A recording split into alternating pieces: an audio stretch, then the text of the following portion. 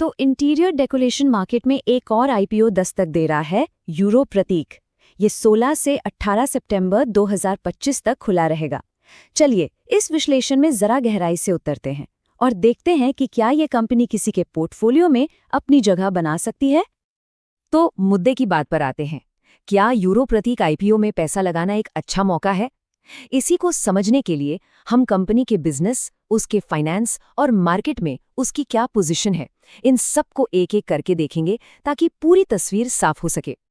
चलिए शुरुआत करते हैं बिल्कुल बेसिक से। आखिर ये कंपनी करती क्या है और बाजार में इसकी पहचान क्या है? तो देखिए, यूरो प्रतीक इंटीरियर और लाइफस्टाइल इंडस्ट्री की एक कंपनी है जो खास तौर पर प्रीमियम डेकोरेटिव सरफेस मटेरियल बनाती है।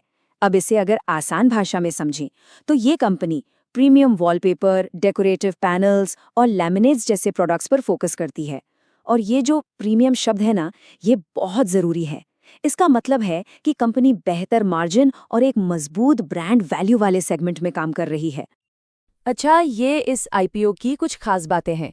जो बात गौर करने वाली है वो है यूज ऑफ फंड्स। आईपीओ से जुटाए गए पैसे का इस्तेमाल कंपनी अपने विस्तार और वर्किंग कैपिटल यानी रोजमर्रा के खर्चों के लिए करेगी। मतलब साफ है, कंपनी का पूरा फोकस ग्रोथ पर है। हर कंपनी के पीछे एक कहानी होती है ना। तो चलिए अब जरा यूरो प्रतीक की कहानी और इसे चलाने वाले लोगों को जानते हैं। 2000 के दशक की शुरुआत में ये कंपनी बनी थी और तब से इसने लगातार ग्रोथ की है। आज की तारीख में ये इंटीरियर डिज़ाइन और कंस्ट्रक्शन इंडस्ट्री में एक जाना माना नाम बन चुकी है। एक छोटी सी शुरुआत से इंडस्ट्री में एक मजबूत ब्रांड बनने तक का ये सफ़र इसके प्रमोटर श्री प्रतीक पटेल के नेतृत्व में हुआ है। कंपनी की जो ये प्रीमियम पहचान है ना, उसे बनाने का श्रेय काफ़ी हद तक उन्हीं को जाता है।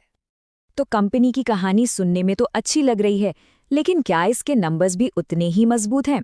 चलिए अब जरा इसके फाइनेंशियल परफॉर्मेंस पर एक नज़र डालते हैं। सबसे पहले बात करते हैं ग्रोथ की, जो कि सबसे ज़रूरी है। फिस्कल ईयर 2022 से 2025 तक कंपनी ने साल दर साल लगातार डबल डिजिट में रेवेन्यू ग्रोथ दिखाई है और ये आप जानते हैं एक बहुत ही मजबूत संकेत है। इतना ही नहीं, कंपनी ने अपने प्रॉफिट मार्जिन को भी स्थिर बनाए रखा है। ऐसा इसलिए हो पाया क्योंकि ये हाई वैल्यू प्रोडक्ट्स के सेगमेंट में है, जहां इनकी प्राइसिंग पावर बेहतर है। और एक और प्लस पॉइंट ये है कि कंपनी पर कर्ज बहुत ज़्यादा नहीं है। ये बात इसकी मजबूत फाइनेंशियल हेल्थ को दिखाती है। तो कंपनी की नींव तो मजबूत दिख रही है, पर सवाल ये है कि भविष्य में ग्रोथ आएगी कहाँ से? चलिए इसके आगे के मौकों को समझते हैं।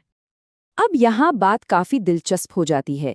ये कंपनी एक ऐसी जगह पर है जहाँ उसे इंडियन इकोनॉमी के कुछ बड़े ट्रेंड्स का सीधा फायदा मिल सकता है।